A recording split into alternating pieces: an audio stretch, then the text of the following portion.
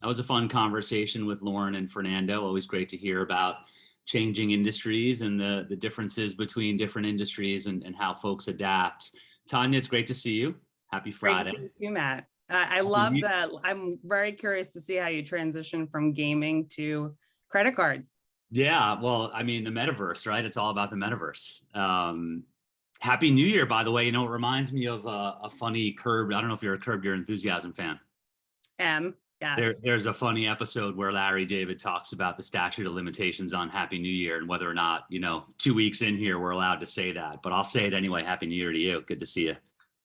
Same.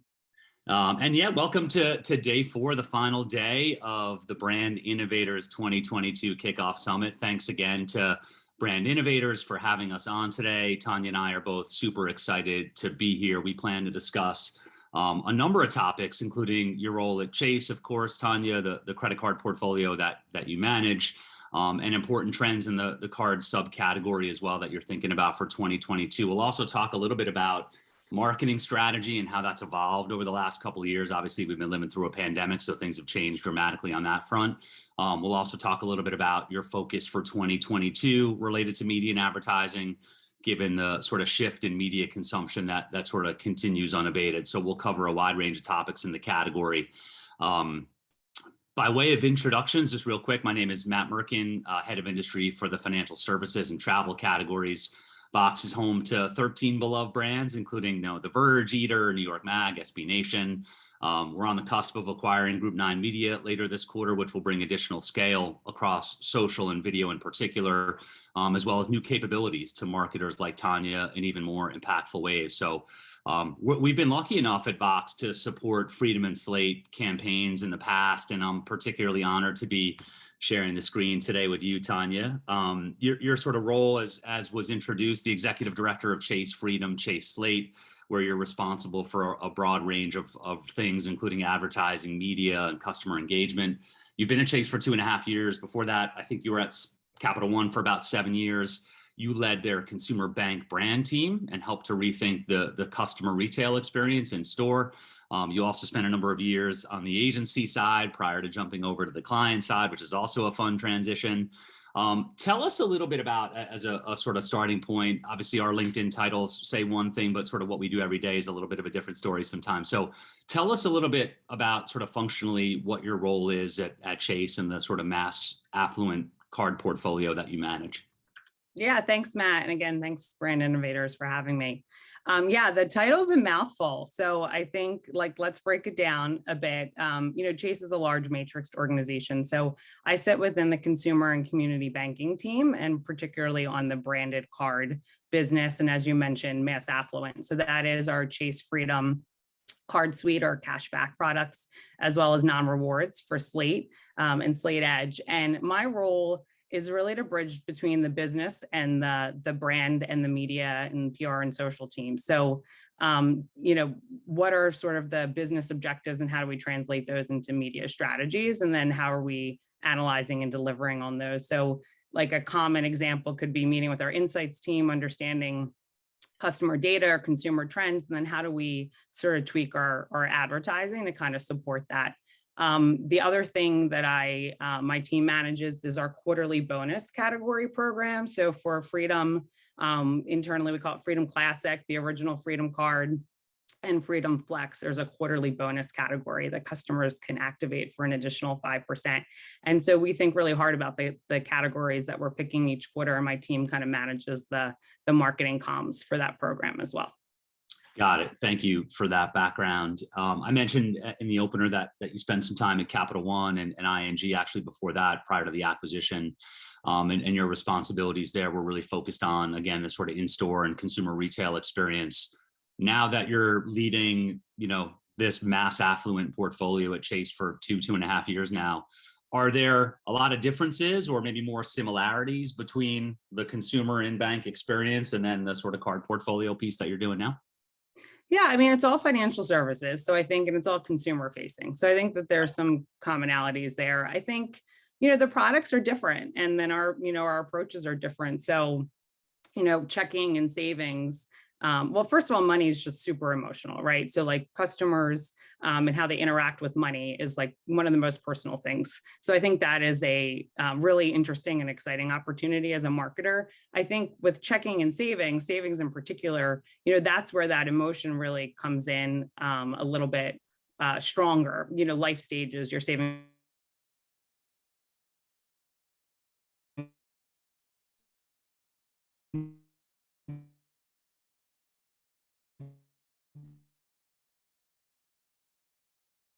for how, like, how are they maximizing there to sort of earn, the most rewards and the most points. So a bit more transactional in nature, but just as important because we're still talking about money. I think it's just, you're going to see more product focused benefits, whereas there might be more of an emotional tug when it comes to banking.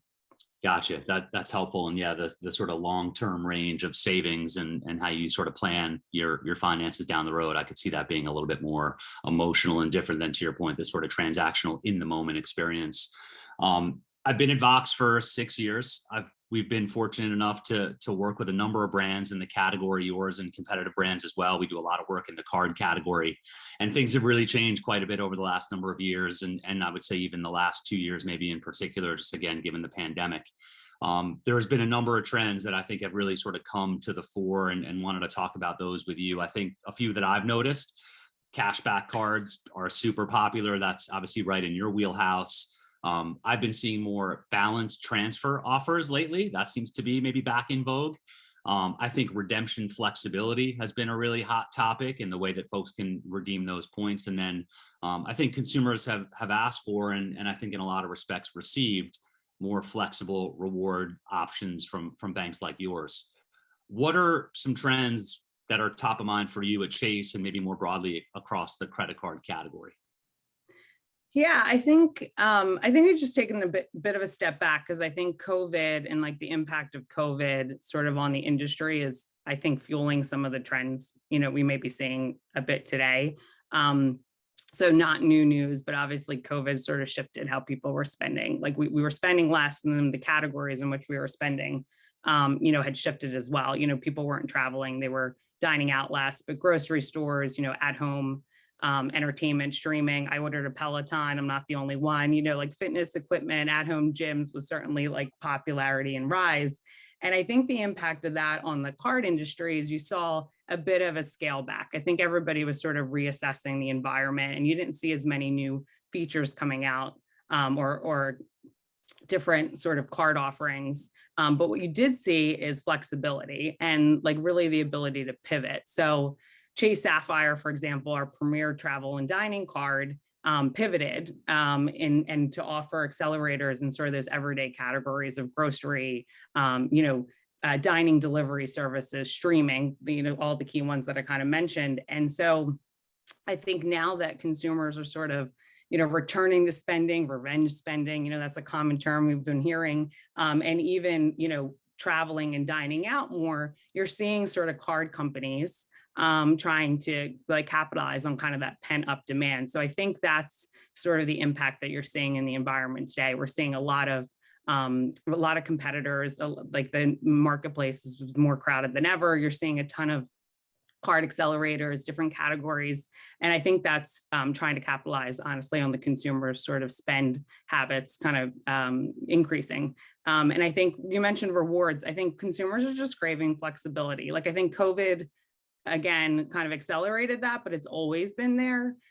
Chase has Ultimate Rewards platform, which is, phenomenal. And it gives consumers the options to redeem on not just cash back, but gift cards, or we have great partnerships where you can redeem your points on Amazon or Apple or PayPal as well. So I think just giving consumers and listening to what it is that they want and being able to deliver on that is some trends that we're going to continue to see into 2022.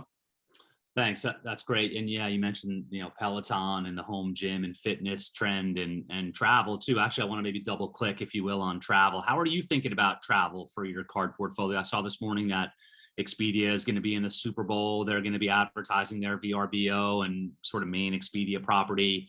I think there's obviously a little bit of sort of trepidation with Omicron across the country, but travel, certainly is back, I would say, in many respects, maybe not to pre-pandemic levels. But how are you thinking about travel right now in this moment in time? Yeah, I mean, I think some fortitude on our part. So in 2020, we launched Freedom Flex, and we also enhanced some features on Freedom Unlimited, our marquee sort of cashback product. And one of the features we added was 5% cashback on travel purchased through Chase Ultimate Rewards. So I think, really giving consumers the ability to earn when they're booking travel, and then the redemption piece, like there's a whole travel portal within Ultimate Rewards where you can book travel. So I think even for a cashback card, we are definitely trying to make sure that our customers are spending, that we're delivering, value. And I would, be remiss not to mention also our 3% on dining and 3% on drugstores that we added to the card.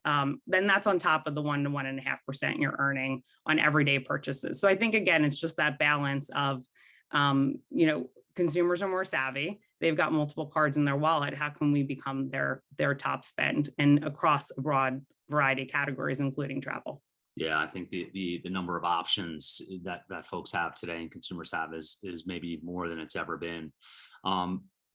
Hit on sort of mobile devices and mobile apps a little bit. I feel like, again, over the last couple of years, the democratization of finance, the mobility, people picking up and moving, going to different places, like mobile devices are ever more important as it relates to personal finance and credit card usage. How do you think about mobile and sort of mobile apps, as you move forward here in 22? Yeah, I mean, mobile banking is it, right? Like we just did a digital app study, and I think almost 75% of people surveyed said, they're checking in with their mobile banking app, once a week. So it's kind of critical to how, and an extension, honestly, of the card. And our mobile app isn't just, checking your balance. You can now monitor your credit. You can lock, unlock, security is something we've talked about. That's an important feature. You can, I mentioned this already, booking your travel through Ultimate Rewards. You can do so many variety of things that it really has become critical. And, we haven't talked about the advertising space yet, but I think also infusing it and showcasing like real life scenarios and how people are using the mobile apps. And that might be pulling in our app to our ad campaign as well. Gotcha. Yeah, well, I'm excited to get into the advertising conversation. A couple more trends I'd love your POV on before we move from this part of the conversation. Competition in the category, as we said, there's a lot of it. There's a lot of choice. I think issuers, and correct me if I'm wrong from your perspective, they're sort of battling on card features, not pricing. And I think the consumer has benefited through that process. Do you think that trend continues in 22, battling on features versus pricing? Yeah, I think, I think the lines have blurred for sure between what was traditionally like a cashback or a T&E, travel and entertainment card, or even a retail card. Like you're seeing, certain retailers, and then they're adding accelerated earn on purchases outside of their primary function. So you're really seeing that adaptability and flexibility, and making sure that we're meeting the customer where their needs are. So I think I mentioned the 5 on travel, 3 on dining and drugstores, and top of the everyday earn. Like that's just, I think, a great example of really competing on the value proposition of the card and the different features and the offers, and the industry is responding. So like hot off the presses, like we just got Nerd Wallets 2022, like best cashback card, and Wallet Hub as well, for Freedom Unlimited, best overall credit card. So I think it's really showcasing how great the product is, and I'm super proud of it, and the whole team so like great shout out and kudos. But I think we're just going to see continued new entrants, more features, accelerated earn, and to your point, like the customer is really the winner there. Look at that breaking news here on Brand Innovators Day 4. Thanks for sharing that. Maybe one other big trend, which is obviously online shopping, the explosion of e-commerce. I think that sort of begs a lot of questions, but maybe for the purposes of time and brevity, let's talk about maybe security features. According to an eMarketer report from late 21, when consumers were asked to place a value on over 40 different features of cashback cards, getting an alert when one social security number was found on the internet was by far the most in-demand feature, which like surprised me a little bit, but then after I thought about it, it made a lot of sense. But wow, like security features, tell us a little bit about how you're future-proofing your card portfolio in that regard. Yeah, the security is super important to us. I think, JP Morgan Chase serves over 60 million households. So like, it's not just important, it's, critical. And I think from a card perspective, we have zero liability protection, fraud alerts 24/7, we'll text, email, call you if we see any unusual activity. I mentioned the lock unlock feature within the mobile app or chase.com. If you temporarily misplace it, you can go ahead and lock that from a security perspective. So I think like the features are there and they're embedded in the product, and it's sort of core to what we do across all of the products. I think what you might see is more focus of that in some of the marketing efforts across the kind of card industry. Like everyone's seeing kind of that same report and trend, and we want to make sure that you mentioned the rise of e-commerce as well, that your card is sort of secure, whether you're doing at point of sale in a retail space or online. And I think we're going to see more messaging in that regards. Great. That's super helpful to have that perspective. I'd say let's switch gears a little bit to focus on marketing strategy and execution. Obviously, as I mentioned, we've been, obviously living in a pandemic for a couple of years. It kind of coincides nicely with your time at Chase. I think you've been there for 2.5 years. We've now sort of at the 2-year mark. I'm curious how the pandemic's really affected your strategy in the card portfolio. I know you've talked before about the need for flexibility and optionality. So maybe you can talk about that a little bit. Yeah, I think just to like not touch on stuff we've already talked about, like I think two like unique areas. I think it's speed to market, one, and I think like ensuring the ads are relevant for the times would be another one. So regarding speed to market, in Q4 we launched our Freedom holiday campaign featuring our spokesperson Kevin Hart, but we also pulled in the iconic Catherine O'Hara, and there was a spoof where she was looking for Kevin in the shopping mall, but it's not the Kevin you would expect from the Home Alone ads. And that campaign was ideated, sold in conceptually, talent negotiated, licensing deal, on set, produced, edited, and in market in like end 2 months. Like that was like not heard of, pre-pandemic. And I just want to take the opportunity to just give a great shout out to the agency teams and our internal, brand and all the teams that kind of took that sort of idea and ran with it. And so I think speed to market is something that is continuing and has shifted how we think about marketing. And then the other piece is like, again, relevant and making sure, and I say relevancy in a few different ways. I think the pandemic has kind of changed, obviously, like where we were homebound and where we had spent most of our time, but also just kind of a little bit of a shift in our mentality. So like, I'll give you a quick example. When we launched out the new unlimited card, the original idea was to have Kevin Hart, on set, but in these different scenarios, showcasing all the different ways that he's spending his card. He's dining out, he's traveling, shopping in the drugstore. And then, we were in the middle of a pandemic. So there's like the realities of like, how do we shoot this ad, one, in a safe environment? And then two, how do we make sure that we're not being insensitive, right, to the fact that people are not traveling and they're not necessarily dining out. So we pivoted the script a bit, and we had Kevin kind of announcing the new categories to his neighbors, but it was shot on set in one location and really limiting kind of the locations. And then our current campaign that's out now, as people are more getting out there more, Omicron TBD, but like as we are out and about more, we can go back to showcasing like the different settings and point of sale locations. So just a quick example of how we do that. And then I mentioned like the mobile app and the ad, like we want to make sure we're being relevant to how people are using the product. Also tap to pay is another example. You'll see that in our ads. So just being like relevant to how consumers are using the products. That's great. Yeah, the speed to market is an interesting one. I'd say us too on our side, on the media side, the need for us to be flexible, agile, allow marketers to shift dollars and spend based on what's happening in market is really important. So thanks for talking about that. Yeah, it's wild to think that, commercial spots used to take maybe 6 months from start to finish. And now to your point, I think you said 2 months. So yeah, big shout out to your team, both internally at Chase and your partners as well. You mentioned the Kevin Hart Home Alone campaign. Big fan. I love the parody with Catherine O'Hara. Let's talk about advertising and media.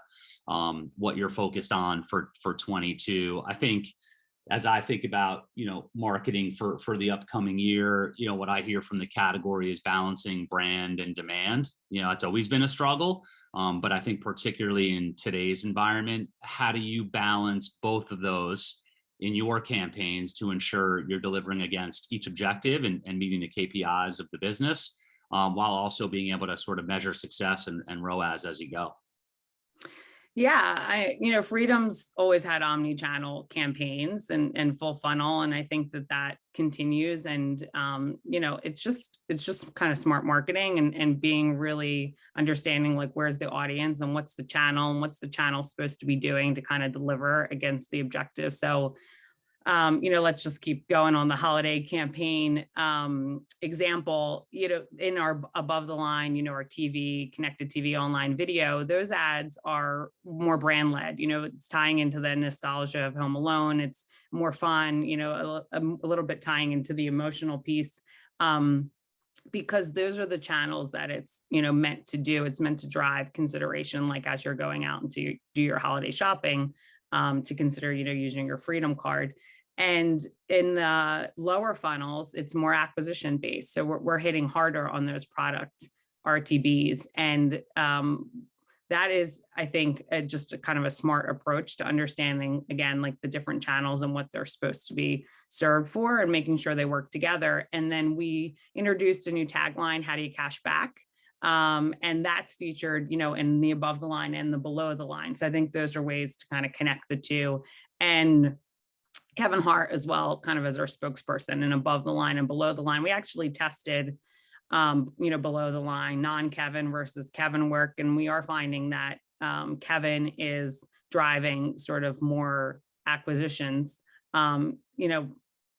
slight nuances based on the channel, but that's a way to kind of test and learn into what's the harder hitting way to get people to your acquisitions landing page. So we think about it full funnel and use different approaches based on where people are in their conversion, in the traditional marketing funnel. Right. Would you say from a lower funnel or sort of mid to lower funnel perspective that, programmatic digital media plays a bigger role, or would that be maybe, misappropriate or inappropriate to say that?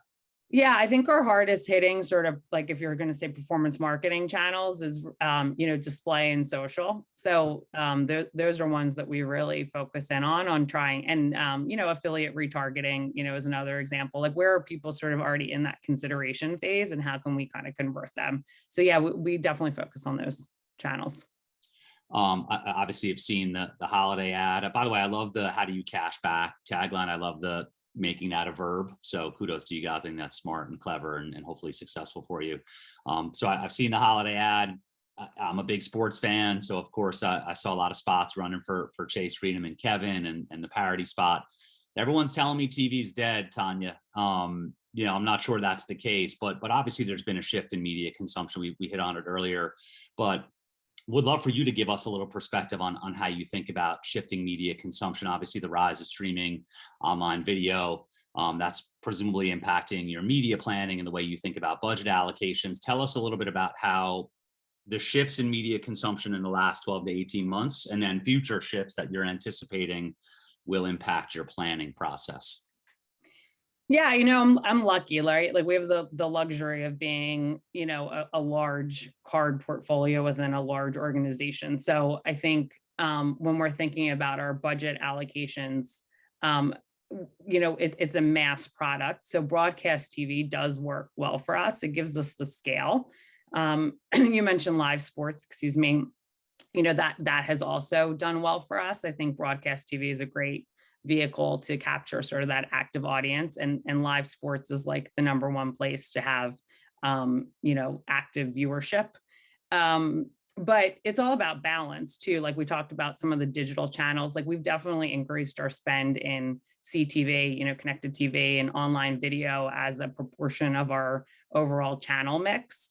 So that is something that we are actively working on. And I think from a creative perspective, something that we are considering now is like not just translating the broadcast TV ad into connected TV or online video, like how are we actually potentially customizing the creative for those channels, understanding like how the viewership, can be and is in fact different.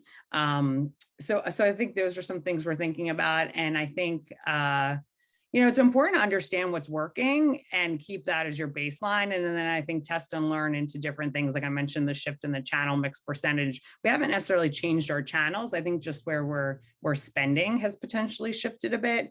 I read a study about broadcast TV. I'm forgetting, I think it was Insider Intelligence, but the broadcast TV ad spend is expected to stay where it is. And I know CTV is expected to go up, but still the variance between the two is quite varied. So like the idea that you can capture, all of the sort of mass reach and connected TV, I think is not necessarily the case. So for us, it's really a combination.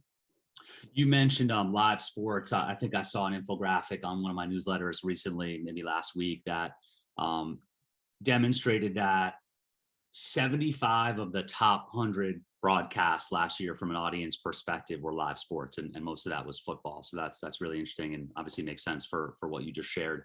You mentioned different assets for different platforms. The idea of making a derivative asset from a TV spot and put it in on social maybe is going to be different going forward. Is that, do you mean from just like an asset length perspective, going from a 30 to a 15 to a 6?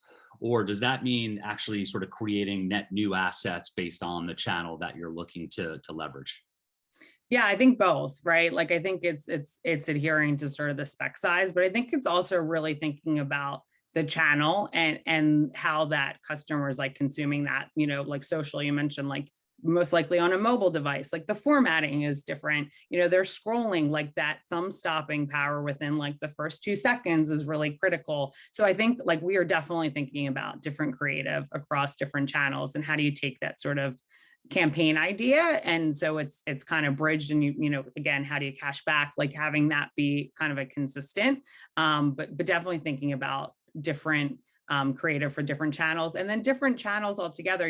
Fernando was just on talking about gaming. Like that's something we definitely are, looking into, podcasts, the role of influencers. Like these are all sort of things for 2022. I think we're have our eye open and are looking at those things on the horizon too.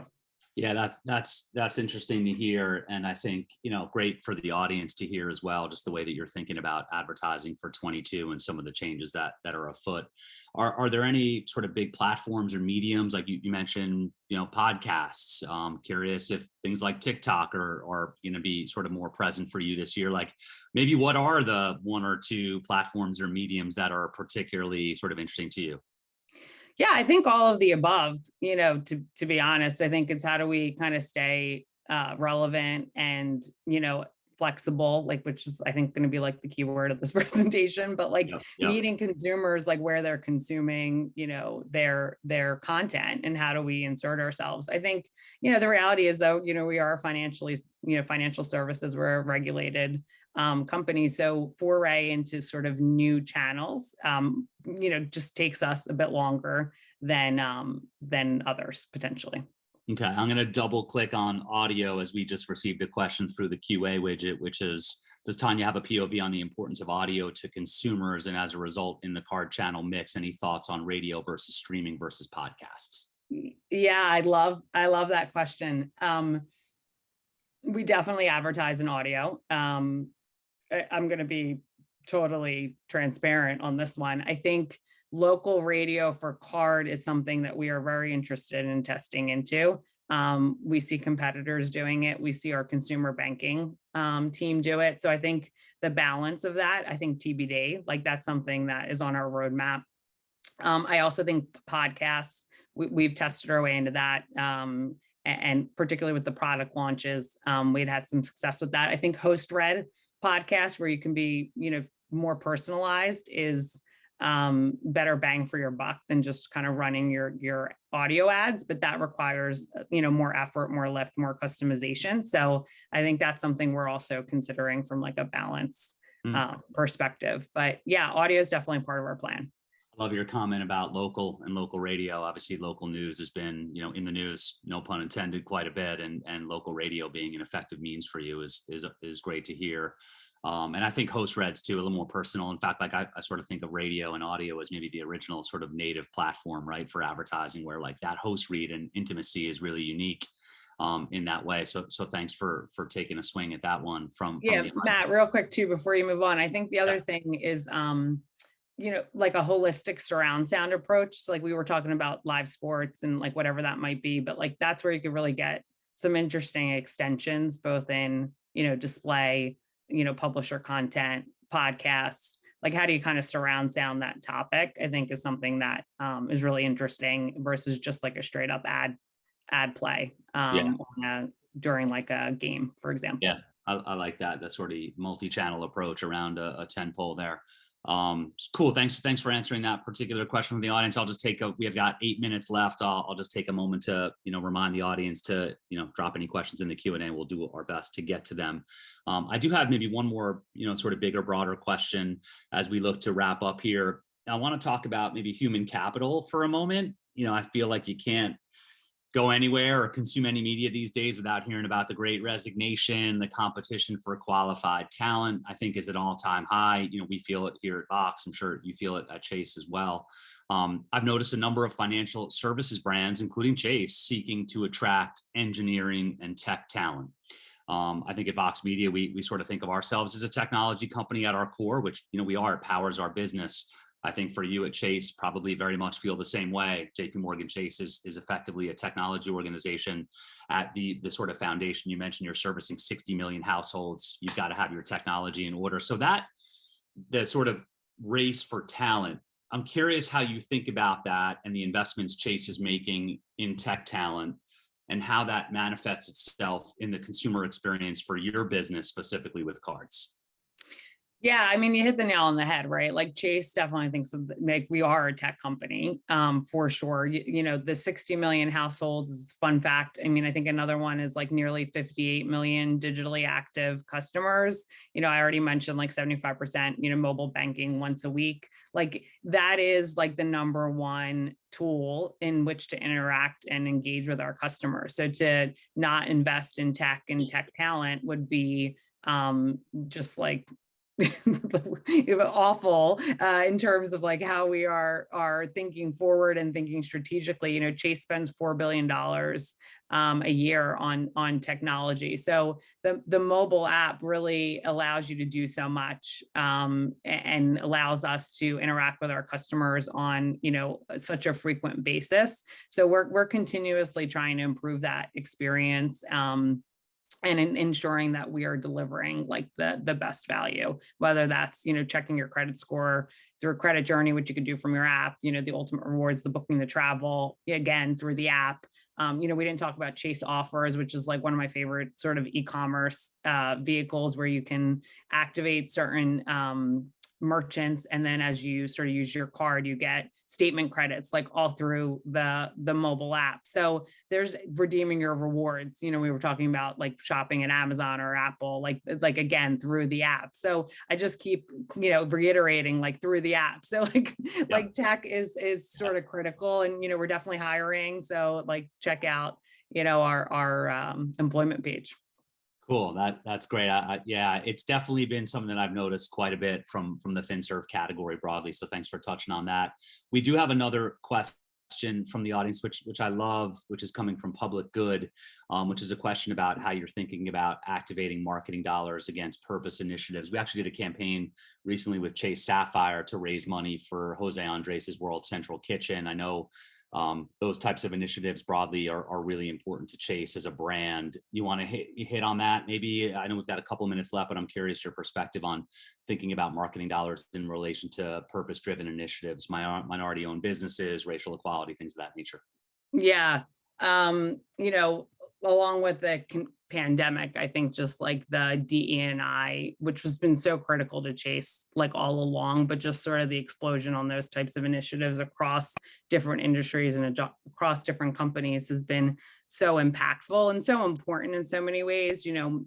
Chase is committed to investing $30 billion in sort of our communities and our DE&I initiatives, supporting, small business owners, minority-owned small business owners, for example. And during the pandemic, like ensuring that people can kind of self-service all of their banking needs, again, like through the app. So I think Chase has a very strong philanthropic sort of connection. And I think you're just going to continue to see more of that. And we are heavily investing sort of in those sort of diversity and equity initiatives. So not unchanged and not unwavered from previous, but I think just spending more highlighting some of the efforts, I think, in most recent years as well. Thanks. Yeah, I'm familiar with JP Morgan's second chance agenda and public service utility as well there in terms of helping folks who have criminal backgrounds sort of re-enter the workforce. And I know, to your point, Chase has done a lot across a number of philanthropic categories to support folks. So thanks for taking that question from the audience. We got a couple of minutes left. I'm curious, maybe as a closing question, anything that we can expect from your card portfolio that you want to share here that maybe we didn't hit on for 22, whether it's new products or new features or anything of that nature that we may have missed? Yeah, I think like just, we have some exciting stuff happening with Kevin Hart, who's going to continue as our spokesperson. We're super excited about the work that we've established with him and the relationship. So I think more to come there. I think ensuring relevancy of categories, more work to be done there, making sure that we're delivering like the maximum value and, being where consumers spend it the most. And, the other thing, we talked a little bit about shifting a little bit, but like we talked a little bit about attracting talent, and then we talked a little bit about DE&I. Like I'd be remiss about not mentioning just the internal like employee dedication to diversity and inclusion initiatives and making sure we've got diverse talent and diverse team within the organization. And I just am so proud of being a JP Morgan Chase employee. Like I think that they've done a phenomenal job sort of on those initiatives, both on our core team as well as throughout the organization. So I think just great stuff ahead, more competition, I think, to be expected. Things are certainly heating up and we're just really proud of the work we're doing. And we know our customers are really excited about, our card and the value proposition. So thanks so much for having me though. This was fantastic. And thanks for letting me go on and on a bit about how wonderful our card is. No, well, I'm thrilled. I'm sad it's over, to be honest. I wish, we had a little bit more time, but it was great to see you again and connect on 2022. I want to thank Brand Innovators for the opportunity to talk about, credit cards and the category and trends that are impacting marketers today. We really appreciate your time, Tania. I hope you have an amazing weekend, and Jamie, we'll throw it back to you.